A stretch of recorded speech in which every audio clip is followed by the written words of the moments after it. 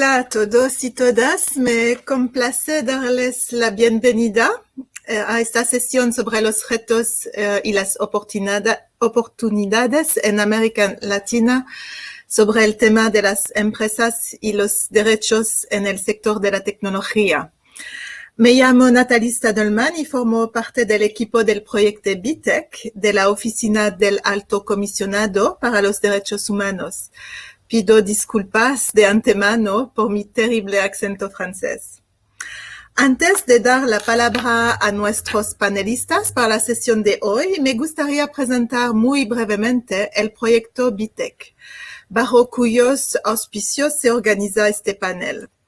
BITEC tiene como objetivo garantizar el respeto de los derechos humanos mediante la adopción y aplicación de los principios rectores de las Naciones Unidas sobre las empresas y los derechos humanos por parte de las empresas de tecnología digital. Para ello, mejoramos la comprensión de las empresas tecnológicas, los estados y otros actores clave de la conducta empresarial responsables sobre cómo aplicar los principios en el contexto de las tecnologías digitales. Lo hacemos con el fin de acelerar la adopción de los derechos humanos en los modelos de negocio de estas empresas, promover la debida diligencia y los mecanismos de reclamación y crear entornos que permitan una conducta responsable, así como la rendición de cuentas por parte de las empresas de tecnología digital. De esta manera, la visión de BITEC es que los principios rectores sean promovidos y aplicados por las empresas, pero también por los estados, los inversores y la sociedad civil, con el fin de que el respeto a los derechos humanos y la dignidad de todos los seres humanos estén en el centro de la economía digital en el siglo XXI. Para más detalles sobre el proyecto, les invito a consultar las directrices y otros documentos que el proyecto ha publicado en su página web. El enlace forma parte del material de consulta de este panel. Pero sin más preámbulos, doy la palabra a las presentaciones y debates de nuestra sesión. Tenemos la suerte de contar con 4 excelentes panelistas que abordarán en sus presentaciones las cuestiones clave de los derechos digitales y las empresas tecnológicas de la región de América Latina y que compartirán sus experiencias en este campo. Debo llamar su atención sobre el hecho de que solo disponemos de 40 minutos para la sesión. Cada uno de nuestros panelistas contará con unos 7-8 minutos para compartir sus puntos de vista y experiencias. Luego abriremos un turno de preguntas para nuestros panelistas y en caso de que dispongamos de algunos minutos antes de cerrar la sesión, daré la palabra a cada uno de nuestros ponentes para que hagan algunas observaciones finales. Pero para ahora tengo el placer de presentar a nuestra primera panelista, la señora Mariana Milanes. Mariana es oficial de proyectos de la Asociación por los Derechos Civiles, ADC. Marianela tiene la palabra. Gracias. Bueno, muchas gracias Nathalie por la presentación y por la oportunidad de estar compartiendo con ustedes esta sesión el día de hoy. Bueno, como bien mencionó Nathalie, trabajo como oficial de proyectos en la Asociación por los Derechos Civiles, que también es conocida por sus siglas en español como ADC. ADC es una organización de la sociedad civil con sede en Buenos Aires que lleva más de 25 años trabajando en la promoción y la defensa de los derechos fundamentales en Argentina y la región. En los últimos años, el entorno digital apareció como un escenario insoslayable para el acceso y el ejercicio de los más variados derechos y por lo tanto pasó a tener un lugar central en la agenda de la ADC, bajo la premisa de que los derechos humanos de las personas en el entorno digital son los mismos que en el analógico tal como señaló Naciones Unidas en numerosas oportunidades. Las nuevas tecnologías digitales conllevan efectos positivos para el desarrollo económico y social de nuestros países, tanto como para la consecución de los Objetivos del Desarrollo Sostenible 2030. No obstante, también traen aparejados efectos negativos a los derechos humanos que los estados y las empresas deben procurar identificar, prevenir, mitigar y reparar. Las preocupaciones en torno a las amenazas que las innovaciones digitales representan para el derecho a la privacidad, la protección de los datos personales, el acceso a la información, la libertad de expresión, de reunión y asociación en línea, como también para el derecho a la no discriminación, entre otros, no son nuevas. Sin embargo, estas preocupaciones no solo no cesan, sino que van en aumento y comenzaron a tomar mayores proporciones a partir de la pandemia de la COVID-19. Por ejemplo, en buena medida, las estrategias sanitarias implementadas para contener la expansión de la pandemia por los gobiernos de nuestra región en general y de Argentina en particular, demostraron una evidente tendencia al despliegue discrecional de tecnologías digitales bajo supuestos objetivos de salud pública. La discrecionalidad gubernamental con que se dispuso el uso de estas herramientas despertaron inquietudes generalizadas sobre su legitimidad y su razonabilidad. En mayo de 2020, apenas 2 meses después que el gobierno argentino dispusiera el aislamiento social, preventivo y obligatorio, la ADC relevó la existencia de 11 aplicaciones diferentes a nivel nacional, provincial y municipal. Desde entonces, la organización ha efectuado análisis técnicos sobre algunas de estas aplicaciones, cuyo uso generó mayores inquietudes, ya sea porque incluían la recolección de datos biométricos y o porque resultaban obligatorias para el ejercicio de derechos fundamentales. El primer cuestionamiento que surge a partir de estos análisis es que las apps aparentan perseguir distintas finalidades, algunas de las cuales terminan solapadas dependiendo de cierta recolección de datos. En general, las finalidades que se buscan con estas aplicaciones son una combinación entre brindar información sobre higiene y síntomas, validar permisos de circulación, controlar la circulación de las personas, asistir a las personas si reportan síntomas o realizar denuncias a las personas por incumplimiento de la cuarentena o a comercios por infracciones tales como vender productos sanitarios a un precio superior al fijado por el Estado. Sin embargo, para que cualquiera de estas finalidades sea legítima y proporcional, debe establecerse en forma precisa y transparente cuál es la necesidad que se pretende solucionar. Una vez que se determinan las características de esa necesidad o necesidades y se plantean las medidas que se pueden tomar, es importante realizar evaluaciones de impacto en derechos humanos y de forma más específica en datos personales y privacidad para poder entender los problemas que pueden acarrear dichas medidas. Además de la finalidad, en general los términos y condiciones de las apps presentan algunos problemas graves. Por un lado, no establecen si los datos que se recolectan serán eliminados una vez finalizada la emergencia sanitaria, y por otra parte, establecen cláusulas amplias para la cesión de datos recolectados entre organismos estatales, sin determinar específicamente quiénes tendrán acceso, de qué manera y por cuánto tiempo. Por último, y no menos importante, en varios casos estas aplicaciones almacenan los datos personales recolectados en servidores en el extranjero, sin que se corrobore la existencia de adecuados procesos de debida diligencia en derechos humanos por parte de las empresas proveedoras de los servicios. El flujo transfronterizo de datos es una característica central del entorno digital y por su carácter multijurisdiccional, su abordaje bajo el lente nacional, aunque necesario, es insuficiente. Sirva este brevísimo caso para ilustrar algunos de los principales desafíos que un proceso de digitalización acrítico, fenómeno también conocido como solucionismo tecnológico, puede representar para el derecho a la privacidad y la protección de los datos personales. Pero también sirva este ejemplo para detectar algunas de las oportunidades más relevantes que el proceso de digitalización con estas características nos presenta. En primera instancia, la oportunidad de establecer un diálogo amplio y profundo entre las múltiples partes interesadas acerca de la necesidad de incorporar una perspectiva de derechos humanos en el desarrollo de tecnologías digitales. En segundo lugar, la oportunidad de enmarcar ese diálogo bajo el marco internacional de empresas y derechos humanos en general y de los principios rectores de las Naciones Unidas en particular. En tercer lugar, le ofrece la oportunidad en realidad al Estado de garantizar la protección de los derechos humanos en el entorno digital al promover la implementación de los principios rectores y la debida diligencia a través de diversos mecanismos como pueden ser los planes de acción nacional sobre empresas y derechos humanos, guías sectoriales y, por qué no, pautas y requisitos específicos para la contratación de soluciones tecnológicas a empresas privadas.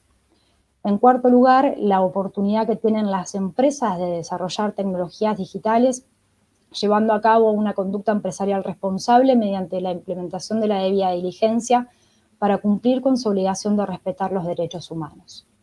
En quinto lugar, la oportunidad que tienen las múltiples partes interesadas de aprovechar la guía del proyecto VTech de Naciones Unidas, especialmente creado para brindar los más altos estándares en materia de derechos humanos y tecnología. Por último, y para cerrar la presentación, me gustaría mencionar que el acceso y el ejercicio de los derechos humanos en el entorno digital también se encuentra mediado por las desigualdades estructurales que permean a nuestras sociedades. Por esta razón, las personas y los grupos sociales en situación de vulnerabilidad deben ser especialmente tenidas en cuenta en todas aquellas medidas orientadas a identificar, prevenir, mitigar y reparar los impactos adversos a los derechos que se produzcan en el entorno digital y a través de tecnologías digitales. Muchísimas gracias por su atención. Muchas gracias, Marianela, por su exposición muy completa. La misma que nos has proporcionado un ejemplo muy concreto sobre las aplicaciones gubernamentales para la gestión de la pandemia y los retos y las oportunidades que las nuevas tecnologías digitales representen para los derechos humanos.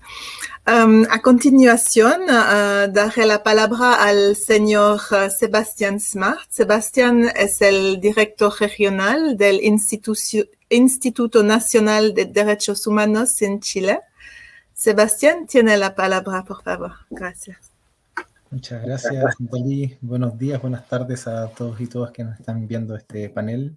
Mi nombre es Sebastián Smart y trabajo en el Instituto Nacional de Derechos Humanos en Chile. Quisiera partir por agradecer a quienes forman parte del proyecto VTech, quienes convocaron a este panel para discutir justamente sobre derechos humanos, empresas y tecnología en la región. La cuestión que nos convoca en este panel particularmente es, sin lugar a dudas, una de crucial importancia, no solo en el contexto de la pandemia, sino también, y en esto me quiero enfocar en estos minutos, en un aumento sostenido del uso de las tecnologías para garantizar y lamentablemente en algunos casos también limitar derechos sociales y económicos en la región latinoamericana. Y permítanme partir con algunos ejemplos del contexto chileno para reflejar esto que quiero decir, ¿no?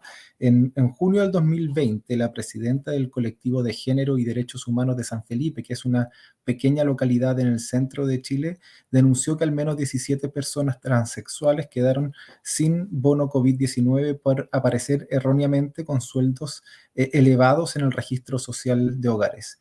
La realidad, según denunciaba la dirigente, era que estas personas tenían sueldos muy bajos y pertenecían a grupos de población extremadamente vulnerables para quienes estos errores, en tiempos de pandemia particularmente, significaba quedarse sin ingresos económicos para subsistir con lo mínimo.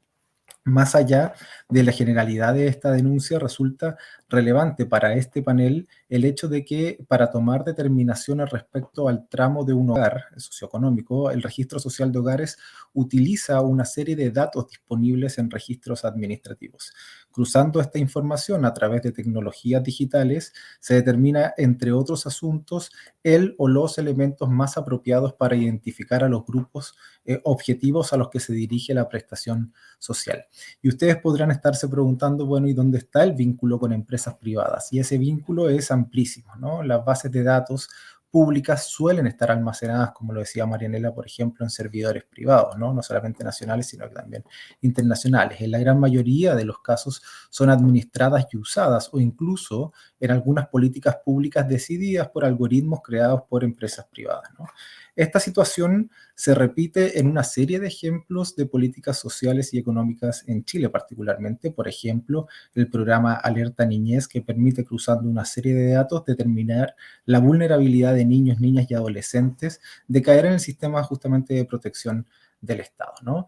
Estos ejemplos demuestran que es indudable que vivimos en una época de gobernanza digital, es decir, una época que está marcada por la gestión y la decisión de asuntos públicos a través de tecnologías digitales, ¿no? Esto es lo que el ex relator de Naciones Unidas sobre extrema pobreza, Philip Alston, habría llamado como el estado de bienestar digital, ¿no? Que se define básicamente como un sistema de asistencia y protección social que se basa cada vez más en datos y tecnologías digitales, ¿no? Estos procesos han hecho que las asimetrías de poder entre Estado y empresas, por una parte, y la población, por otra, principalmente en materia de acceso a la información, hayan aumentado considerablemente. En simple, los estados, apoyados en algunos casos, ¿no es cierto?, por privados, conocen cada vez más o más que nunca los detalles de la población, y los ciudadanos tendemos a conocer cada vez menos cómo se van tomando las decisiones en materia de políticas sociales y económicas, ¿no? Lo que antes eran decisiones públicas y en algunos casos democráticamente discutidas, hoy en algunos casos son decididas mediante algoritmos que son muy difíciles de entender para la ciudadanía. Y cuando hablamos de acumulación de datos en manos de programas sociales del Estado y de empresas que las apoyan, ¿no es cierto? Usualmente el argumento de defensa se basa en la legitimación de mayor eficiencia y eficacia en el uso y gestión de los recursos públicos. Sin embargo, también es primordial, como bien lo mencionó Marianela, ¿no es cierto?, preguntarse también sobre los efectos nocivos de estas decisiones en materia de derechos humanos. La pregunta importante es por qué el tema de la opacidad en la toma de decisiones públicas es importante en un contexto latinoamericano. Y bueno, justamente porque existe un especial vínculo entre la transparencia y el accountability y la idea misma de democracia, ¿no? El acceso a información básica sobre las formas de decisiones y el hecho de que la autoridad afronte los aspectos negativos de una toma de decisión potencialmente, por ejemplo, discriminatoria, son elementos mínimos o básicos de una democracia sana. Y desde esta perspectiva, el derecho internacional de los derechos humanos y en particular el campo de empresas y derechos humanos constituye una importante base para hacer frente a la creciente opacidad en la toma de decisiones algorítmicas de políticas económicas y sociales. Una debida diligencia, por ejemplo, nos permitiría eventualmente mirar lo que hay detrás de tecnologías avanzadas de inteligencia artificial y gatillar formas de control de esos sistemas, o la rendición de cuentas y eventuales programas de reparación, por su parte, nos permitiría también explicar, justificar y afrontar las consecuencias que se siguen de los efectos negativos de estas decisiones, ¿no? En este aspecto, a mi modo de ver, se vuelve fundamental la institucionalidad en materia de derechos humanos en los países latinoamericanos, ¿no? En el contexto chileno, al menos desde el 2018, el Instituto Nacional de Derechos Humanos ha recomendado a los órganos del Estado que respeten y garanticen mediante mecanismos judiciales y no judiciales los derechos humanos y, por su parte, ha instado también a las empresas que trabajan en el medio ambiente tecnológico, particularmente aquellas que trabajan con datos personales, a impulsar procesos de debida diligencia y remediación a modo de que puedan prevenir la afectación de derechos humanos que se puedan provocar en sus operaciones, ¿no? A partir de estas recomendaciones, hay dos puntos que desde el contexto latinoamericano creo que debemos mirar con especial atención. Y con esto voy cerrando, ¿no? Lo primero es la necesidad de garantizar el acceso igualitario y efectivo al goce de derechos sociales, de modo que las tecnologías digitales o de inteligencia artificial que se usen en la prestación de estos servicios sociales no impliquen barreras u obstáculos que afecten a los titulares de estos derechos o que impacten desproporcionadamente en los grupos más desaventajados de la población, ¿no? Una segunda cuestión a considerar, y con esto ya sí termino, consiste en garantizar que las decisiones sobre el bienestar social de las personas no dependan entera, exclusiva o determinantemente de sistemas automatizados de decisión, ya sea que estén o no basados en técnicas de inteligencia artificial. Aquí, emulando lo que señala el artículo 22 del Reglamento Europeo de Protección de Datos, se debe respetar el derecho de toda persona a no ser objeto de una decisión basada únicamente en el tratamiento automatizado, incluido, ¿no es cierto?, la elaboración de perfiles que produzca efectos jurídicos en esta persona o le afecte significativamente de modo similar. Y en esto creo que hay mucho por avanzar en el contexto latinoamericano y en esto que también los estados, así como las organizaciones de la sociedad civil y las instituciones nacionales de derechos humanos, tienen mucho que hacer para justamente cumplir este objetivo. Muchas gracias. Muchas gracias, Sebastián, por su presentación y quizás después, si tenemos un poco de tiempo, podríamos también hablar un poco más del papel que podría desempeñar las instituciones nacionales de derechos humanos en este ámbito. La siguiente panelista, Blenda Santos. Blenda es una investigadora en Internet Lab de Brasil. Blenda, tienes la palabra. Gracias. Gracias, Natalie. Hola a todas y todos. Es un placer estar aquí y representar a Internet Lab en este espacio y compartir esa sesión con ustedes. Antes de comenzar, me gustaría disculparme de antemano porque español no es mi lengua materna ni tampoco mi segunda lengua, pero espero que me puedan comprender bien. Bueno, Internet Lab es un centro de investigación sobre derechos humanos y políticas de Internet fundado en 2014 y desde entonces hemos trabajado en las áreas temáticas de privacidad y vigilancia, libertad de expresión, información y política, desigualdades, identidades y cultura y conocimiento. Actualmente somos parte de un proyecto internacional para implementar los principios rectores sobre las empresas y los derechos humanos en el sector tecnológico. Pero el diálogo con las empresas y especialmente con las empresas de tecnología siempre ha sido un interés y una preocupación nuestra.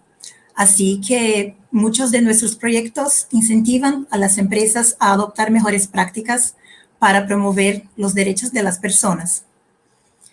Uno de esos proyectos se llama ¿Quién defiende tus datos?, en parcería con EFF, The Electronic Frontier Foundation, en el que hemos evaluado anualmente las políticas de privacidad y protección de datos de los proveedores de conexión a Internet móvil y fijo en Brasil desde 2016.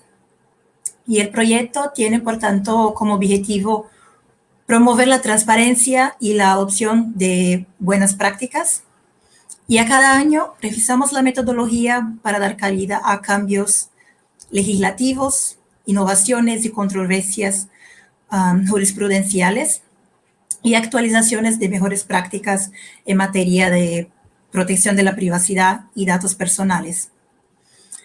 Y así desarrollamos categorías y parámetros de evaluación capaces de medir el compromiso público de las empresas con la privacidad de sus usuarios. Y cada empresa ha sido evaluada a partir de 6 categorías.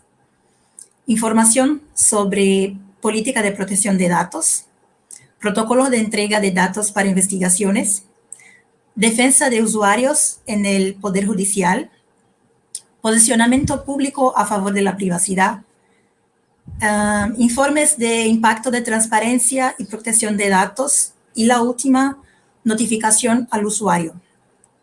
Y en 2020, de acuerdo con esas categorías, evaluamos 8 empresas, algunas de las cuales han sido evaluadas desde 2016. Identificamos que las empresas han evolucionado significativamente en términos de las políticas de privacidad de sus clientes y en la adopción de buenas prácticas en transparencia y protección de datos, especialmente después de la adopción de la Ley General de Protección de Datos de Brasil en septiembre de 2020. También fue posible observar el compromiso de algunas empresas en la defensa de la privacidad de los usuarios en el Poder Judicial, ya sea en frente a solicitudes abusivas o genéricas de datos o impugnando normas que atentan contra la protección de la privacidad en Brasil. Pero, por otro lado, también vemos algunos desafíos en el compromiso de las empresas en adoptar algunos otros cambios estructurales. Por ejemplo, Ninguna de las empresas evaluadas en Brasil jamás se ha comprometido a notificar al usuario si sus datos fueron solicitados por agentes del Estado. Pocas empresas publican informes de transparencia y muchas no destacan las hipótesis y límites de la colaboración con el Estado en investigaciones. Y a partir de estas dificultades hicimos algunas recomendaciones, algunas sugerencias. Una de ellas es que las empresas utilicen salas de prensa en sus sitios web para enumerar sus acciones en defensa de la privacidad y la protección de datos, tanto en el Poder Judicial cuanto en debates públicos. Y eso es importante porque, especialmente en contextos de crisis y en circunstancias excepcionales como la pandemia, creemos que es fundamental que las empresas asuman una postura de transparencia activa en relación a la colaboración y el intercambio de datos con el gobierno, actuando para que ese tratamiento excepcional sea limitado en el tiempo y que sea efectivamente compatible con fines de interés público. También recomendamos a las empresas a mejorar sus canales de ejercicios de derechos por parte de los clientes con el fin de facilitar el pleno acceso a la información pertinente y certificar la identidad del solicitante. También es necesario que adopten prácticas proactivas de notificación al usuario ante cambios en sus políticas de privacidad y que desarrollen protocolos de entrega de datos para investigaciones que informen a los usuarios sobre todas las hipótesis y para compartir esos datos, ¿no? Para compartir datos para estos fines, y también cómo manejan las órdenes judiciales y las solicitudes administrativas para la entrega de datos. Así, en cuanto a los proveedores de conexión a Internet en Brasil y su compromiso con los derechos humanos, creemos que hay muchos avances, pero también queda mucho por hacer. Y esto también se observa en otras empresas del sector tecnológico y en sus relaciones con el sector público, como es el caso de las ciudades inteligentes, que también ha sido un fenómeno creciente en Brasil, especialmente en los últimos años y durante la pandemia. Y hemos trabajado en un guía de buenas prácticas sobre ciudades inteligentes.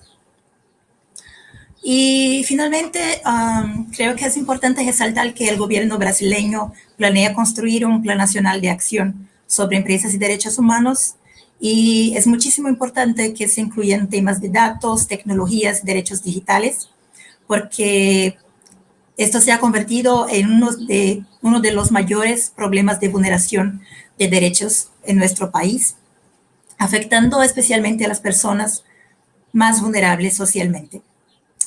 Bueno, creo que es eso. Muchas gracias por la oportunidad y invito a todos a conocer los proyectos de Internet Lab en internetlab.org.br. Muchas gracias, Blenda, por compartir las enseñanzas del informe Quién defiende tus datos, que compara las políticas de los proveedores de servicios de Internet y su tratamiento de los datos de los usuarios. Ahora vamos a escuchar por último, pero no por ello menos importante, al señor Mauricio Arce. Mauricio lidera las iniciativas regionales de impacto social de Millicom como director de responsabilidad corporativa. Mauricio, tiene la palabra. Gracias. Muchas gracias, Natalia. Sí. Primero de todo, muchísimas gracias por la invitación. Para nosotros es un gusto participar aquí y compartir compartes tan relevantes en la región y de temas tan relevantes para nosotros también. Sí, yo soy el gerente de responsabilidad corporativa para la región. Millicom, mejor conocido como Tigo, que es nuestra marca comercial en la región. Operamos en 9 países de Latinoamérica. Y realmente lo que quería aprovechar en este espacio era como compartir un poquito nuestra experiencia en la ejecución de evaluaciones de impacto en derechos humanos. Nosotros seguimos siendo hasta donde yo entiendo, el único operador de servicios de Internet y telecomunicaciones en la región que ha efectuado estas evaluaciones de derechos humanos, que consideramos fundamentales en nuestro compromiso con nuestra responsabilidad de respetar los derechos humanos y como parte de ese marco de debida diligencia que nosotros estamos efectuando. El propósito primordial de la ejecución de estas evaluaciones es, sin lugar a duda, el encontrar dónde existen riesgos, oportunidades y definitivamente dónde nosotros estamos encontrando impactos que debemos de atender en cuanto a mitigación a través de planes de acción. Y reducción de riesgo no solo hacia nosotros, sino también hacia esas partes que pueden estar vulneradas por ese proceso. Nosotros venimos haciendo estas evaluaciones desde el 2018. Lo hemos hecho de la mano de la empresa BSR, que ellos son funcionan como consultores en temas de responsabilidad corporativa, sostenibilidad y temas ESG basados en Estados Unidos, con mucha experiencia en esos temas, por lo cual nosotros hemos hecho este trabajo en conjunto con ellos, fundamentalmente, no solo por la expertise, sino por la validez que da también la participación de un tercero en un proceso como este. Nosotros lo que buscamos además es, a través de estos procesos, alinear nuestras políticas y prácticas con los con los principios rectores, de las Naciones Unidas. Y algo importante aquí también es que para nosotros tiene un valor muy importante el desarrollar la capacidad de nuestro personal pertinente, que nos permita dirigir un diálogo constructivo con esos titulares de derechos y partes interesadas. Realmente lo interesante de un ejercicio de estos es que conlleva un involucramiento de tantas partes de la organización que realmente permite compenetrar el tema de los derechos humanos, especialmente en donde no es considerado un tema del día a día, y esto es algo natural en las organizaciones, que entre todos los departamentos, por poner un ejemplo, un departamento de mercadeo no está tal vez consciente, porque no es parte de su formación, donde potencialmente puede tener una injerencia en temas de derechos humanos. Y procesos como estos realmente permiten un proceso educativo y un proceso de involucrar a todas estas partes en ese trabajo, lo cual también es un producto muy, muy interesante. Quería compartir muy rápido unas principales conclusiones de este trabajo que nosotros hemos hecho. Y lo primero es que definitivamente, y esto es no solo nuestro, sino también de industria, los principales riesgos que encontramos están relacionados con privacidad y seguridad de los datos, libertad de expresión, seguridad infantil en línea, que es un tema que también trabajamos, y lo que es ética y corrupción. El tema de acceso directo de las agencias a cargo del cumplimiento de la ley en redes de comunicaciones es un tema importante en materia de derechos humanos a nivel mundial y ya tenía un aumento importante en Latinoamérica. Desde la perspectiva de industria, nosotros muchas veces nos ocurre que estos accesos directos son muchas veces una condición incluso en las licencias de espectro o de legislación local, y eso reduce considerablemente la influencia que tenemos para proteger los derechos humanos de los usuarios en estos casos, por lo cual, y me parece muy importante la participación de Blenda y procesos como los de Quién Protege Tus Datos, que nosotros también hemos participado de esos en otros países, si bien recuerdo en Paraguay y en Colombia, esa colaboración entre partes es fundamental, justamente por esas limitaciones que muchas veces tenemos nosotros desde la perspectiva de negocio y cómo están atados estos procesos a esas oportunidades que se nos presentan de seguir haciendo el negocio.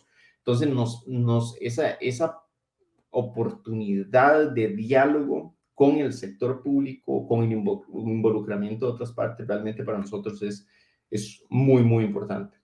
Vivimos en una región donde la tensión política y el potencial de disturbios sociales realmente también, como conclusión de estos análisis, nos lleva a que esto amerita un seguimiento muy cercano, porque puede desencadenar una reevaluación de los riesgos relacionados con derechos humanos. Y ya hemos visto casos en algunos países donde a raíz de disturbios y sociales, a raíz de esta tensión política, se toman decisiones que son de un impacto muy fuerte en temas de derechos humanos, especialmente con acceso a información y lo que son los cierres de acceso a Internet que también se pueden llegar a ver. En general tenemos unas políticas sólidas en las áreas temáticas, tanto a nivel corporativo como nacional, y eso ha sido un trabajo que hemos ido progresando, ¿verdad? Ese trabajo a raíz de estos análisis. Y están realmente diseñadas para la prevención y la mitigación de estos temas y problemas con derechos humanos que se ven planteados a raíz de las evaluaciones que hemos venido haciendo. Principales medidas que nosotros hemos hecho, porque al final de cuentas la evaluación no queda ahí, sino que también por la implementación es, realmente llevamos una mentalidad de colaboración con los gobiernos en relación con las autoridades judiciales, especialmente las solicitudes de datos y vigilancia. De nuevo, como Blenda lo mencionó ahora, es un tema que es de mucha relevancia y nosotros realmente lo que tratamos de hacer es una colaboración con esas partes de gobierno y autoridades judiciales para un entendimiento de dónde están las limitaciones, qué podemos compartir, cómo lo podemos hacer, porque muchas veces tenemos unos programas muy exitosos donde más bien nosotros le hemos dado capacitaciones a funcionarios de autoridades judiciales para que entiendan mejor qué es lo que nos pueden solicitar y cómo lo pueden solicitar dentro del marco legal de ese país. Y eso nos ha favorecido mucho en ese diálogo que tenemos con ellos. La colaboración con gobiernos en temas de bloqueo de contenido, solicitudes de eliminación y cortes de Internet. Nosotros tenemos claro hasta dónde podemos llegar y hasta dónde podemos nosotros hacer un pushback en esos temas. Nosotros proactivamente impedimos el acceso a páginas que tienen probado contenido de abuso sexual infantil en nuestras redes. De ahí no pasamos más y buscamos, cuando hay solicitudes que pasan una línea, trabajar juntamente como industria y con otras partes interesadas para plantear el por qué no debemos tomar esas decisiones también. El tema de reforzamiento de privacidad y seguridad de los datos es un tema todos los días para nosotros y seguimos haciendo eso con políticas y prácticas de seguridad y nuestro relacionamiento con partes judiciales y el tema de seguir reforzando políticas y prácticas de ética y contra la corrupción, que para nosotros es también absolutamente esencial. Como conclusión general, nada más es esto, ¿verdad? O sea, nosotros realmente creemos como conclusión de estas evaluaciones que hemos hecho que esa colaboración entre todas las partes interesadas en este tema es fundamental y nos ayuda a nosotros a abrir esas puertas con el sector público también para encontrar esos puntos medios que muchas veces nos vemos obligados a encontrar en cuanto a un aseguramiento y una continuidad en ese respeto por los derechos humanos que nosotros lo estamos haciendo.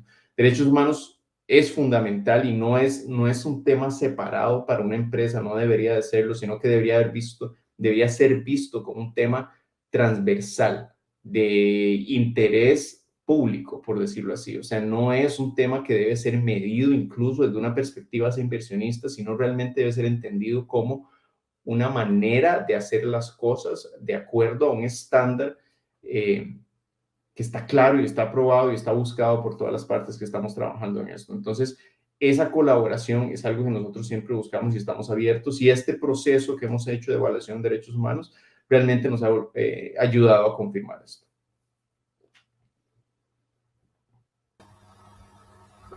Muchas gracias, Mauricio, por compartir la experiencia única de Millicom en la realización de evaluación de impacto sobre los derechos humanos. Y luego de estas presentaciones tan interesantes, voy a ver si tenemos preguntas en el chat, pero no veo ninguna pregunta en este momento.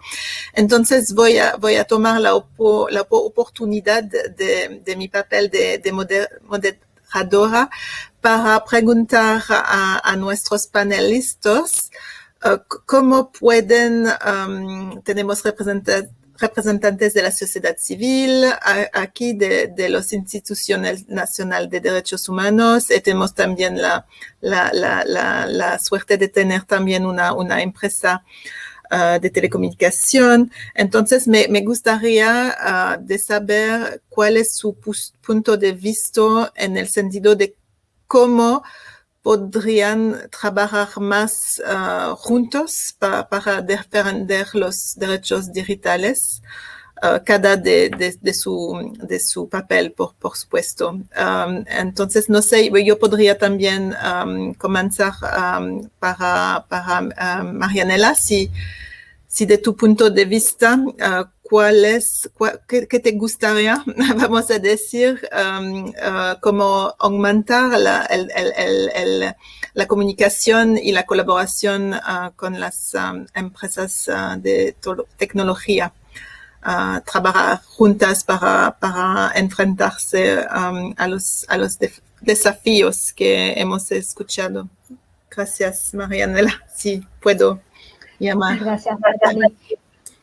Sí, bueno, una de las cuestiones que ADC viene trabajando desde hace bastante tiempo, hace unos 2 años o casi 3, Argentina llegó a elaborar un borrador de Plan Nacional de Acción de Empresas y Derechos Humanos, que por cuestiones de gestión quedó interrumpida su continuidad, pero ADC tiene el compromiso y tomó el compromiso desde ese momento en impulsar o formar parte del ecosistema de empresas y derechos humanos que a nivel nacional trabaja y trata de impulsar efectivamente la creación de ese primer plan que tendría Argentina.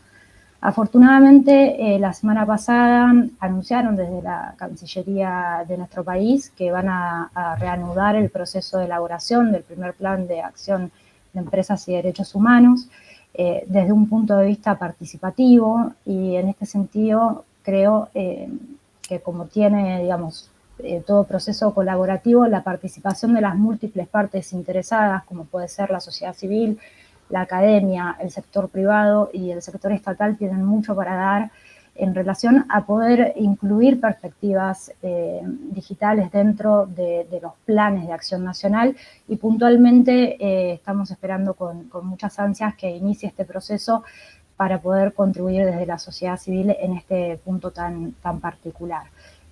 Creo que estos procesos colaborativos son la clave. Personalmente lo creo así, y creo que también para el resto de las múltiples partes interesadas pueden tener una percepción similar. Gracias, Natalie. Muchas gracias, Marianela. Sebastián, podría también preguntarte la misma cuestión de tu punto de vista de representante de una Instituto Nacional de Derechos Humanos. Sí, de todas formas, yo creo que similar a algo que mencionaba Marianela, es fundamental trabajar en conjunto en distintas instancias, ¿no? Yo creo que ahí depende del mandato que tenga cada institución nacional de derechos humanos en distintos países, ¿cierto? En distintos lugares. Al menos el mandato del Instituto Nacional de Derechos Humanos en el contexto chileno es relativamente amplio, y digo relativamente amplio porque desde un punto de vista de promoción de derechos humanos tenemos bastantes facultades, ¿no? Y desde ese punto de vista, el asegurar, creo yo, la coherencia política en distintas instancias, sobre todo en distintos procesos que se están generando en este momento, es algo primordial, ¿no? Chile atraviesa por al menos 3 procesos que para una perspectiva de empresas y derechos humanos, y particularmente para el campo de las tecnologías, resulta fundamental, ¿no? Primero, un proceso constituyente, donde viene un cambio constitucional, ¿no es cierto?, y eventualmente garantía de nuevos derechos o nuevas formas, ¿no es cierto?, de garantizar aquellos derechos, o de institucionalidades incluso, ¿no es cierto?, de derechos humanos. Eso es un punto. Y ya hay propuestas en esa línea para integrar, ¿no es cierto?, derechos digitales en la nueva Constitución. Lo segundo es el segundo Plan de Acción Nacional sobre Empresas y Derechos Humanos, que también está en proceso de participación en este momento particular, donde las distintas organizaciones de la sociedad civil, empresas, Instituto Nacional de Derechos Humanos, etcétera, también tienen algo que decir, ¿no es cierto?, desde esta perspectiva. Y lo tercero es que estamos justo en un momento de generación de una política de inteligencia artificial, ¿no es cierto?, que también busca la coordinación entre distintos organismos del Estado. Y desde allí creo que el Instituto Nacional de Derechos Humanos, como primer punto, tiene que garantizar o buscar que exista coherencia política en estos tres procesos que no necesariamente van a conversar entre ellos, pero que es muy importante que desarrollen cuestiones en conjunto, ¿no? Poner un especial foco también, creo yo, en empresas del Estado es algo que el Instituto Nacional de Derechos Humanos debiese realizar, ¿no es cierto? Y en materia del pilar 2, por así decirlo, ¿no es cierto? Creo que es fundamental generar acciones coordinadas con empresas, ¿no? Acá, hacia ambos lados, yo digo, hay cosas que los institutos nacionales de derechos humanos pueden hacer ver a las empresas, pero hay muchas cosas que las empresas también nos pueden enseñar a nosotros, a los institutos nacionales de derechos humanos, particularmente en ciertos campos específicos, y creo que el diálogo allí es fundamental, ¿no? Gracias, Sebastián. Y voy a hacer la misma pregunta a Blenda, de su punto de vista de investigadora. Gracias, Natalie. Bueno, yo creo que es muy importante la participación en la construcción del Plan Nacional de Acción sobre Empresas y Derechos Humanos, pero creo que también hay una dificultad en adecuar el lenguaje de derechos humanos a algunos contextos, pero yo veo que la creación de espacios como esos en que estamos ahora, como el foro, es de extrema importancia para discutir, compartir nuestras investigaciones y construir puentes entre los sectores público, privado y la sociedad civil. Así que sí, yo creo que es importante ese diálogo entre todas las partes. Gracias. Muchas gracias, Blenda. Y muy rápidamente, porque estamos ahora a la hora de cerrar la sesión, si podría llamar a Mauricio en una minuta de darse su punto de vista sobre esta colaboración realmente entre sociedad civil, empresas, institutos de derechos humanos. Sí, claro, a ver, creo que tenemos un consenso muy claro, ¿verdad? O sea, yo creo que y ahora, o sea, Sebastián dijo un concepto que me parece clave en esto y es esto de la creación de una coherencia política para todas las partes. O sea, yo creo que esta colaboración y esta comunicación entre todas las partes interesadas en estos procesos es esencial para llegar a ese punto de coherencia política. Y eso me parece tremendamente importante porque, y el caso de Chile me parece interesantísimo por el contexto en el que está, pero la creación de estos espacios para llegar a un punto donde ya podamos atender estos temas y perdón por simplificarlo, pero antes de que sea muy tarde, o sea, llámese antes de que desde una perspectiva de gobierno se tomen decisiones que ya afecten y que muchas veces incluso dejan al sector privado muy atado de manos en cuanto a cómo reaccionar. Todo ese proceso anterior me parece fundamental. Entonces yo creo que ahí tenemos un consenso muy claro en la necesidad y la urgencia de esos procesos de colaboración. Gracias, Mauricio. Y me da cuenta que tenemos preguntas en el chat. Hay actualmente una pregunta para ti, la pregunta es si tú, Mauricio, podría comentar qué protocolos tienen con relación a las alertas y reacción. Se refiere a la situación en que los países se convierten en zona de riesgo producto de protestas sociales. Sí, nosotros tenemos procesos muy claros establecidos que le llamamos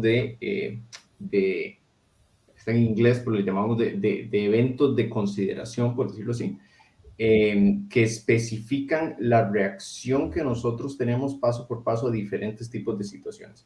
Y en este caso significa, por ejemplo, en caso de tener en una situación de inestabilidad política social en un país donde tenemos solicitudes de gobierno que sobrepasan un mandato legal, cómo nosotros procedemos, los mecanismos que nosotros establecemos de reacción.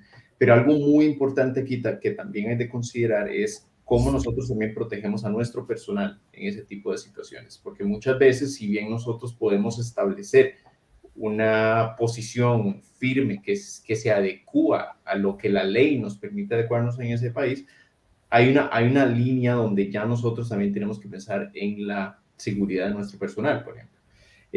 Todos son temas que nosotros tenemos que considerar en esos temas, pero lo que tenemos son protocolos paso por paso de reacción para cada tipo de situaciones.